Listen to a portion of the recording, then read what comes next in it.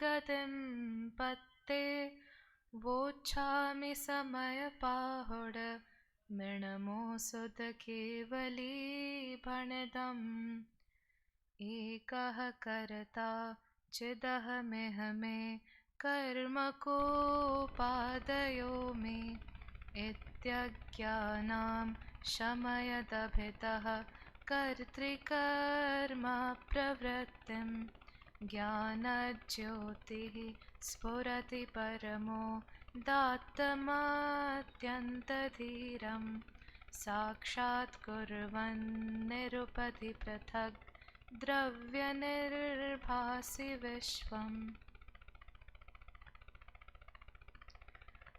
समय सार के अंतर्गत कर्ता कर्म अधिकार में 75वीं गाथा से ये प्रकरण चला आ रहा है कि कर्ता कर्म भाव का अभाव होने के कारण जीव और पुद्गल परस्पर में व्याप्य व्यापक भाव नहीं बनता है।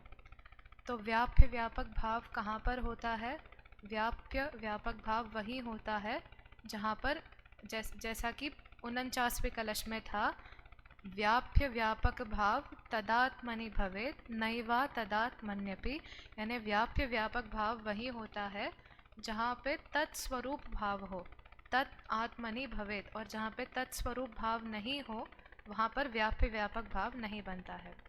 परंतु फिर भी जो मिथ्या मान्यता है क्या है कि कर्ता कर्म भाव जीव करता है, जड़ पुद्गल कर्म है, यह भाव चूँकि अभी तक वर्तता है, इस कारण से इसका जो सम्यक ज्ञान है वो नहीं हो पाता है। पर वो सम्यक ज्ञान कब होता है? जब भेद विज्ञान प्रकट होता है, तब यह भ्रांति नष्ट हो जाती है। इसी प्रकार का भाव 50वीं कलश में दिया गया है। 50वीं कलश के पूर्व 76 से 79 गाथा थी। इन 4 गाथाओं में ये बताया कि आत्मा पौद्गलिक परिणामों का कर्ता नहीं है और पुद्गल आत्मीय परिणामों का कर्ता नहीं है। अब हम 50वें कलश का पाठ करते हुए उसका अर्थ देखते हैं। यह छंद स्रग्धरा है जिसमें 21 अक्षर होते हैं। ज्ञानी जानन्नपि मां स्वपर परिणतिं पुद्गलश्चाप्यजानन् व्याप्त्रिव्याप्यत्वमन्तः कलयितुमसहौ नित्यमात्यन्तभेदात् अज्ञानात् कर्तृकर्म भ्रममतिरनयोर्भाति तावन्न यावत् विज्ञानार्चिश्च कास्ति क्रकचवदतयं भेदमोत्पाद्य सद्यः। प्रथम की 2 पंक्तियों में यह बताया है कि जीव की स्थिति कैसी है और पुद्गल की स्थिति कैसी है। तो स्थिति यही है कि उनमें परस्पर व्याप्य व्यापक भाव नहीं है। तो ये किस प्रकार नहीं है, ये स्पष्ट किया गया है। पहला चरण क्या है? ज्ञानी जानन अपि इमाम, यानी ज्ञानी जानन, ज्ञानी जानता है। अब आगे का अर्थ करने से पूर्व हमें ज्ञानी शब्द से क्या तात्पर्य है ये पता कर लेना चाहिए। ज्ञानी यानी सम्यक ज्ञानी नहीं लेना है यहाँ पर। ज्ञानी यानी वह ज्ञानी लेना है जो सामान्यतया जानता हुआ प्रवर्तता है, वो ज्ञानी कहलाता है। जिसमें ज्ञान गुण पाया जाए वह ज्ञानी। इस तरह से ज्ञानी और पुद्गल ये 2 द्रव्यों को मुख्य करके यहाँ पे कहा है। तो ज्ञानी जानता हुआ प्रवर्तता है। किसको जानता है? स्वपर परिणतिम, यानी स्व और पर की परिणति को जानता है। और पुद्गल कैसा है? अजानन अपि, यानी पुद्गल नहीं जानता हुआ प्रवर्तता है। किसे नहीं जानता है? स्व और पर की परिणति को नहीं जानता हुआ पुद्गल प्रवर्तता है। अब यहाँ पर जीव की जो स्वपर परिणति है और पुद्गल की जो स्वपर परिणति है वो दोनों भी भिन्न है। क्यों भिन्न है? क्योंकि दोनों द्रव्य भिन्न है। जीव की स्वपर परिणति में स्व तो जीव स्वयं है और पर पुद्गल है और पौद्गलिक कर्म है या पौद्गलिक परिणाम है। और जब हम ये कहे कि पुद्गल स्वपर परिणति को नहीं जानता, तो यहाँ पर स्वपर परिणति का अर्थ यह होगा कि पुद्गल स्व है और जो आत्मा है वो पुद्गल के लिए पर होने के कारण वो पर परिणति है। इस तरह से ये भेद है, किस तरह का भेद है ये? नित्यम अत्यंत भेदात, यानी अत्यंत भेद जीव और पुद्गल में पाया जाता है। और यही भेद पाए जाने के कारण जीव और पुद्गल परस्पर में व्याप्त्री व्याप्यत्व मंतः कलयुतुम असहो, यानी जीव और पुद्गल परस्पर में व्याप्य व्यापक भाव नहीं घटता। और अंतः, अंतः से ये लेना है कि परस्पर जीव और पुद्गल में व्याप्य व्यापक भाव नहीं घटता है। तो व्याप्य व्यापक भाव कहाँ पर होता है? तो हमने 49वें कलश में पूर्व में देखा था कि व्याप्य व्यापक भाव तदात्मनि भवेत नैवा तदात्मन्यपि, तत् स्वरूप भाव में ही व्याप्य व्यापक भाव होता है।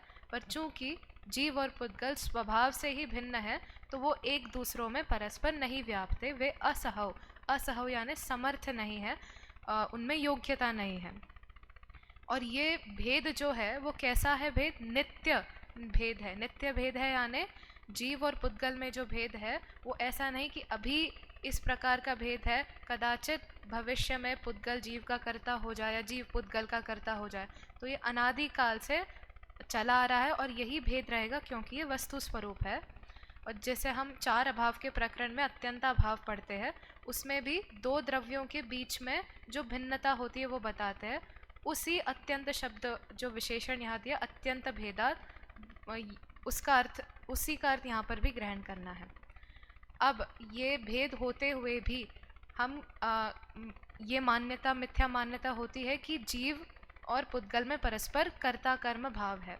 तो ये क्यों होती है? ये तीसरी पंक्ति में बताया, अज्ञानात् कर्तृकर्म भ्रममति अनयोः भाति, यानी अज्ञानात् यानी अज्ञान के कारण से कर्तृकर्म भ्रममति, कर्ता कर्म रूपी जो भ्रम बुद्धि है, भ्रम बुद्धि यानी जो मिथ्या बुद्धि है, वो अनयोः भाति, अनयोः यानी जीव और पुद्गल, जो ऊपर की दो लाइंस में हमने देखा था, इन दोनों में परस्पर में कर्ता कर्म भाव अज्ञान के कारण से भाति, भाति यानी भासित होता है।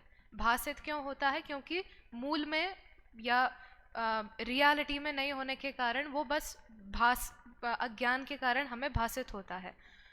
अब कर्ता कर्म भाव जब हम की बात करते हैं तो सामान्यतया यही लेते हैं कि जीव कर्ता है, पुद्गल कर्म है, परंतु यहाँ पर परस्पर जब कहते हैं तो पुद्गल को भी कर्ता और जीव को भी कर्म, ऐसे अर्थ लेना चाहिए। जैसे हम देव स्तुति में पढ़ते हैं, निज को पर को कर्ता पिछान, यानी निज भी कर्ता होता है, पर भी कर्ता होता है। और वैसे ही पुद्गल भी आत्मा रूपी कर्ता का कर्म होता है और आत्मा भी पुद्गल रूपी कर्ता का कर्म बन सकता है। इस तरह से कर्ता कर्म बुद्धि जो मिथ्या बुद्धि है वो अज्ञान के कारण से होती है। कब तक होती है? तावन्न यावत, यावत यानी जब तक विज्ञान अर्ची ही चकास्ती, यानी विज्ञान रूपी अर्ची, अर्ची का अर्थ होता है ज्योति।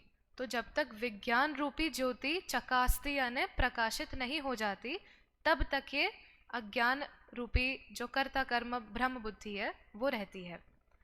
अब ये विज्ञान कैसा है? विज्ञान का अर्थ यहाँ पे विशेष ज्ञान, विशेष ज्ञान यानी जो भेद ज्ञान है उसे विज्ञान लेना है, सम्यक ज्ञान को विज्ञान लेना है। जब हम रोला शतक पढ़ते हैं तो उसमें कई छंद है जिनमें भेद विज्ञान की चर्चा, साथ में भेद विज्ञान का स्वरूप और उसकी महिमा बताई है। भेद विज्ञान कैसा होता है? भेद विज्ञान धर्म का मूल तत्व होता है और भेद विज्ञान में जो पर्यायों से पार ज्ञान पिंड है और गुण भेदों से भिन्न आत्मा तत्व है, उस पर लक्ष्य किया जाता है। और जब ये लक्ष्य करते हैं तब पुद्गल और जीव, इनमें हमें अत्यंत भेद अनुभव में आता है। तो ये ज्ञान ज्योति जो है वो कैसे प्रकाशित होती है?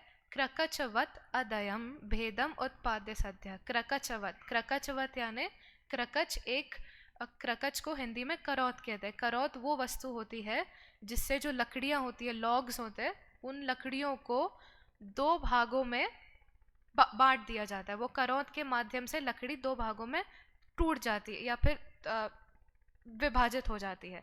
और किस तरह होती है? अदयम, अदयम यानी निर्दयता पूर्वक। ऐसा नहीं कि जब वो करौत चले तो सिर्फ आधी लकड़ी टूटी और नीचे का आधा अभी तक नहीं टूटा, उसको हाथ से तोड़ना पड़े। तो जब वो करौत चलता है तब पूरी लकड़ी दो भाग में हो जाती है। उसी प्रकार जब विज्ञान चकास्ति विज्ञान या भेद विज्ञान उत्पन्न होता है, उस समय में जो जीव और पुद्गल है उनमें अत्यंत भेद ख्याल में आता है, अनुभव में आता है। और किस तरह से आता है? सद्यः, सद्य यानी शीघ्रता से वो भेद चकास्ति या उत्पन्न होता है। अब जब हम अदयम के बारे में और अगर निर्दयता से कहा, अदयम का अर्थ निर्दयता से लेना है, तो सम्यक ज्ञान को किस तरह अदयम से जोड़ेंगे? सम्यक ज्ञान कैसा होता है? हमने रत्नकरण श्रावकाचार्य का सम्यक ज्ञान अधिकार का प्रथम श्लोक पढ़ा, अन्यूनम अनतिरिक्तम याथा तथ्यम विना च विपरीतात्। इस तरह का ज्ञान यानी विज्ञान होता है, अन्यून होता है, अनतिरिक्त होता है, और स्वयं की आत्मा की जो पर्याय है या फिर जो विकार है उनका मिलावट शुद्धात्मा तत्व में बिल्कुल भी नहीं होता। इस प्रकार का भाव इस संपूर्ण कलश में है। अब हम कलश का पाठ और पद्यानुवाद का पाठ करते हैं पुनः। ज्ञानी जानन्नपि मां स्वपरपरिणतिं पुद्गलश्चाप्यजानन् व्याप्त्रिव्याप्यत्वमन्तः कलयितुमसहौ नित्यमात्यन्तभेदात् अज्ञानात् कर्तृकर्म भ्रममतिरनयोर्भाति तावन्न यावत् विज्ञानार्चिश्चकास्ति क्रकचवददयं भेदमुत्पाद्य सद्यः निज पर परिणति जानकार जीवयः पर परिणति को करता कभी नहीं निज पर परिणति अजानकार पुद्गल पर परिणति को करता कभी नहीं नित्य अत्यंत भेद जीव पुद्गल में करता करम भाव उनमें बने नहीं ऐसो भेद ज्ञान जब तक प्रकटे नहीं करता कर्म की प्रवृत्ति मिटे नहीं। इसका अर्थ हम पढ़ते हैं। ज्ञानी तो अपनी और पर की परिणति को जानता हुआ प्रवर्तता है तथा पुद्गल अपनी और पर की परिणति को न जानता हुआ प्रवर्तता है। अब यहाँ पर ज्ञानी स्वपर परिणति को जानता है, पुद्गल स्वपर परिणति को नहीं जानता। क्यों नहीं जानता? ऐसी विशेषता ज्ञानी में क्या है कि वो जान सकता है, और ऐसी विशेषता पुद्गल में क्या नहीं है जो वो नहीं जान सकता? इसका विशेष वर्णन हम अर्थ पढ़ने के पश्चात बनारसी दास जी ने भावानुवाद किया है, उसमें हम वो जानेंगे। इस प्रकार उन दोनों में परस्पर अत्यंत भेद होने से वे दोनों परस्पर अंतरंग में व्याप्य व्यापक भाव को प्राप्त होने में अत्यंत असमर्थ हैं। अब कदाचित ऐसा हो सकता है कि चूँकि आत्मा शरीर में रहता है, शरीर के आश्रय से रहता है, तब फिर हम शरीर और आत्मा में ही कदाचित भिन्नता नहीं भाषित कर पाए। तो जब हम अत्यंत भेद की बात करते हैं तो अत्यंत से हमें आत्मा को या शरीर को आत्मा से भिन्न नहीं जानना है। जैसे जो छंद आता है कि तन रूपी मंदिर में है भगवान आत्मा, पर तन जड़ है पर चेतन है भगवान आत्मा, यद्यपि वे हैं एक क्षेत्र अवगाही किंतु पृथक पृथक जिनवर, ऐसा कहते हैं। इस प्रकार का छंद, उसमें क्या बोला कि भले ही आत्मा और शरीर में एक क्षेत्र अवगाही संबंध है, फिर भी वो स्वभाव से चूंकि भिन्न है तो उनको हमें भिन्न ही जानना चाहिए। अत्यंत भेद उनमें अत्यंत भेद होता है, उसी प्रकार उसका ज्ञान करना चाहिए। जीव और पुद्गल के परस्पर कर्ता कर्म भाव हैं। ऐसी ब्रह्म बुद्धि अज्ञान के कारण तब तक ही भासित होती है जब तक कि भेद ज्ञान ज्योति करवत की भांति निर्दयता से तत्काल भेद उत्पन्न करके प्रकाशित नहीं होती। इस प्रकार का भाव हम ये अर्थ, सामान्य अर्थ इस 50वें कलश का हुआ। अब हम बनारसी दास जी के भावानुवाद की ओर बढ़ते हैं। उन्होंने भावानुवाद में ये बताया है कि जीव और पुद्गल में जो भेद है वो किस तरह का भेद है, लाक्षणिक भेद है। तो वो लाक्षणिक भेद को बताते हुए ये सिद्ध किया है कि उन दोनों में अत्यंत भेद है और व्याप्य व्यापक भाव संभव नहीं है। फिर आगे ये बताया कि कर्ता कर्म की प्रवृत्ति फिर भी क्यों रहती है, वो लास्ट के जो दूसरा छंद है उसमें बताया। अब कल भावानुवाद का पाठ करते हैं। जीव ज्ञान गुण सहित आप गुण पर गुण ज्ञायक, आपा पर गुण लखे नाहि पुद्गल हिलायक। जीव दरब चिद्रूप सहज पुद्गल अचेत जड़, जीव अमूरति मूर्ति क पुद्गल अंतर बड़। जब लग न होई अनुभव प्रकट, तब लग मिथ्या मति लसे। करतार जीव जड़ करम को, सुबुद्धि विकास यहु भ्रम नसे। तो जीव ज्ञान गुण सहित यानी जीव में ज्ञान गुण पाया जाता है। वह आप गुण पर गुण ज्ञायक यानी जीव आप गुण यानी स्वयं के गुणों का, और पर गुण यानी जो पर है, जीव के अलावा जितने भी तत्व पदार्थ है उनका ज्ञायक होता है। अतः वो कैसा है, स्वपर परिणति को जानता है। अब यहाँ पर जो गुण है, गुण शब्द से मात्र गुण का ही ग्रहण नहीं करना है, गुण शब्द से उसमें पर्याय भी लेना है। तो द्रव्य गुण पर्याय, समस्त द्रव्य गुण पर्यायों को जीव जानता है, स्वयं के भी और पर के भी। और पुद्गल कैसा है, आपा पर गुण लखे ना ही पुद्गल इही लायक, यानी पुद्गल द्रव्य की यह लायकात नहीं यानी उसकी यह योग्यता ही नहीं कि वह आपा यानी स्वयं को जाने, स्वयं की परिणति को जाने, या फिर पर गुण लखे, या पुद्गल जब स्व है तो फिर पर क्या होगा, जो अन्य पदार्थ है उसमें जीव द्रव्य भी शामिल हो जाएगा। ना ही वो जीव द्रव्य के द्रव्य गुण पर्याय को जानता है, उसमें योग्यता नहीं होती है, अतः वह नहीं जान पाता है। इस तरह पहला भेद बता दिया। फिर क्या बोला, जीव कैसा है, जीव दरब चिद्रूप सहज पुद्गल अचेत जड़, यानी जीव द्रव्य चिद्रूप यानी चैतन्य रूप है, ज्ञान गुण सहित है, सहज है क्योंकि उसकी वो निर्मल परिणति ही है जानने की। और पुद्गल अचेत यानी अचेतन है, उसमें ज्ञान गुण नहीं है, जान नहीं सकता, इसलिए वो जड़ है। और जो सबसे बड़ा भेद जो हमें दिखता भी है प्रत्यक्ष, वो क्या है, जीव अमूर्तिक मूर्तिक पुद्गल अंतर बड़, यानी जो सबसे बड़ा अंतर जीव और पुद्गल में वह है कि जीव अमूर्तिक है और पुद्गल मूर्तिक है। इस प्रकार जब हम इतने भेद पढ़ते हैं तब हमें सहज ही ये ख्याल में आता है कि जीव और पुद्गल में इतना भेद होने के कारण व्याप्य व्यापक भाव वो एक दूसरों में व्याप्य व्याप नहीं सकते हैं। अब फिर भी इतना भेद होने के कारण भी जो मिथ्या मति है कि जीव करता है पुद्गल कर्म है, वो क्यों है, उसका कारण बताया। जब लग न होई अनुभव प्रकट, तब लग मिथ्या मति लसे। जो भी ऊपर ये भेद हमें गिनाए, जो लाक्षणिक भेद हमें जीव और पुद्गल के बीच में पता चला, वो जब तक अनुभव में प्रकट नहीं होता। यहाँ पर अनुभव शब्द का स्पेशली प्रयोग क्यों किया गया है, क्योंकि ज्ञान दृष्टि में तो हमें ये भेद मालूम पड़ गया कि जीव का गुण ऐसा है, पुद्गल ऐसा है, पर ऐसा है। तो फिर ऐसे ज्ञान में, क्षायोक्षमिक ज्ञान में, शास्त्र ज्ञान के आधार से हमें ये पता चल गया जीव और पुद्गल में क्या भेद है। परंतु जब तक दृष्टि में या श्रद्धान में यह भेद या ये जो ज्ञान समझ में नहीं आ जाता, अनुभव में जब तक ये भेद प्रकट नहीं हो जाता, तब तक मिथ्यामति लसे आने, तब तक वो मिथ्यामति चलती है।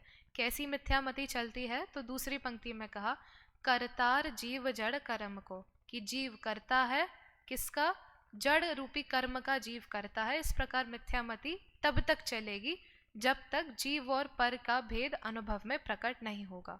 और जब ये भेद प्रकट हो जाएगा, सुबुद्धि विकास यहु भ्रमण से, यानी जब ये सुबुद्धि, सुबुद्धि के लिए हमने छंद में शब्द देखा था विज्ञान, तो जब ये विज्ञान रूपी ज्योति प्रकट हो जाएगी, तब भ्रम नसे यानी ये जो भ्रम है, कैसा भ्रम कि जीव करता है, जड़ कर्म है, ये नष्ट या नाश को प्राप्त हो जाएगा।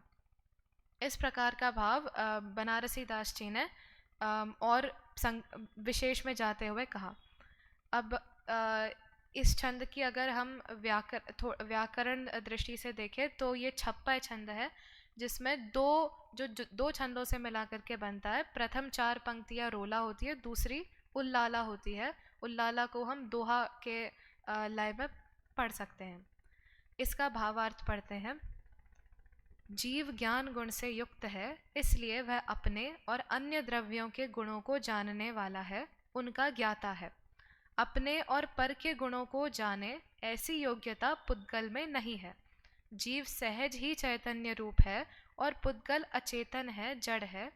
जीव अमूर्तिक है और पुद्गल मूर्तिक है।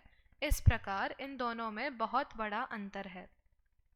जब तक आत्मा के अनुभव पूर्वक इन दोनों में भेद विज्ञान नहीं होता है, इन्हें भिन्न भिन्न नहीं जाना जाता है, तब तक मिथ्या बुद्धि रहती है, मिथ्यात्व रहता है, अज्ञान रहता है, और उसके फलस्वरूप जीव अपने को जड़ कर्मों का कर्ता मानता रहता है। पर में कर्तृत्व बुद्धि का भ्रम बना रहता है, किंतु जब सुबुद्धि का विकास होता है, आत्मानुभव होता है, भेद विज्ञान का प्रकाश होता है, तब यह भ्रम नष्ट हो जाता है, कर्तृत्व बुद्धि का अभाव होकर सहज ज्ञाता दृष्टा भाव प्रकट हो जाता है। इस प्रकार 76 से 79वीं गाथा में तथा 50वें कलश में हमने ये कहा कि आत्मा और पुद्गल में परस्पर कर्ता कर्म भाव नहीं है, और कर्ता कर्म भाव चूंकि नहीं है इसलिए व्याप्य व्यापक भाव भी नहीं है। अब आगे 80 से 82वीं गाथा में ये बताएंगे कि जो पुद्गल जो पर है, पौद्गलिक भाव है और आत्मीय भाव है, उनमें निमित्त नैमित्तिक भाव रहता है, परंतु निमित्त नैमित्तिक भाव रहते हुए भी उनमें कर्ता कर्म भाव किस प्रकार नहीं है, ये बात आगे की 3 गाथाओं में है। इनका हम सामान्य अर्थ करके आज की चर्चा को विराम देंगे। मूल गाथाओं का पाठ करते हैं। जीव परिणाम हेतुम कम्मत्तं पोग्गला परिणमन्ति पोग्गलकम्मनिमित्तं तहेव जीवो विपरिणमति न विकुर्वति कम्मगुणे जीवो कम्मं तहेव जीवगुणे अन्योन्यनिमित्तेन तु परिणामजानदोणम्पि एतेन कारणेन तु कत्ता आदासेन भावेन पोग्गलकम्मकदानं न तु कत्ता सव्भावानाम्। 80वीं गाथा में ये कहा कि जीव परिणाम हेतुम, यानी जीव परिणाम को हेतुम हेतु बना करके, निमित्त बना करके, पोग्गला कम्मत्तं परिणमन्ति, जो पुद्गल है वो कर्म रूप परिणमता है, यानी जीव के परिणामों को निमित्त बनाकर पुद्गल वर्गणाएं कर्म रूप परिणमित होती हैं। और पोग्गल कर्म निमित्तम तहेव जीवो भी परिणमति, पुद्गल कर्मों को जब निमित्त बनाते हैं तब जीव कैसा कर्म रूप से परिणमित होता है, यानी पुद्गल कर्मों के निमित्त से जीव परिणमन करता है। इस प्रकार यहाँ पे निमित्त नैमित्तिक संबंध बताया। फिर 81वीं गाथा में क्या बोला, न विकुर्वति कम्म गुणे, यानी यद्यपि जीव कर्म जो कर्म गुण है या जो पुद्गल के गुण हैं उनको नहीं करता है, कम्मम तहेव जीव गुणे, और जो पुद्गल है वो जीव के गुण को परस्पर नहीं करता है, अन्योन निमित्तेन तु परिणामं जानदोण्डम्पि, मात्र उनमें निमित्त वो एक परस्पर निमित्त नैमित्तिक भाव होने के कारण वे एक दूसरों के परिणाम होते हैं, ऐसा जानना चाहिए। फिर 82वीं गाथा में कहा कि एतेन कारणेन तु, इसी कारण से, क्या किस कारण से, कि उनमें निमित्त नैमित्तिक भाव है, इस कारण से आत्मा को कत्ता आदा सयन भावेन, आत्मा को स्वयं के परिणामों का कर्ता कहा जाता है, और पोग्गल कम्म कदाणम न तु कत्ता सव्भावानाम, पुद्गल कर्मों को जो समस्त भाव है उनका कर्ता नहीं कहा जाता, स्वयं के ही भावों का कर्ता कहा जाता है। इस प्रकार 80 से 82वीं गाथा का सामान्य अर्थ था। कल के चर्चा में हम इसी के विस्तार को जानेंगे।